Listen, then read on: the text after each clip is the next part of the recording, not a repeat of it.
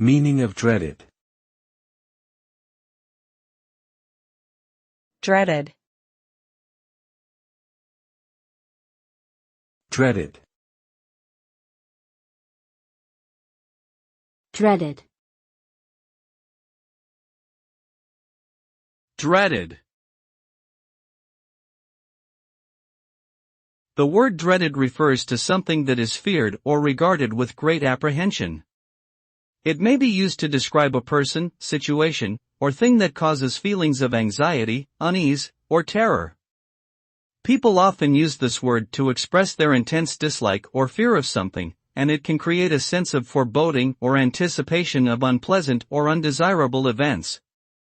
Thus, the term dreaded is often associated with negative emotions and experiences that one would rather avoid if possible.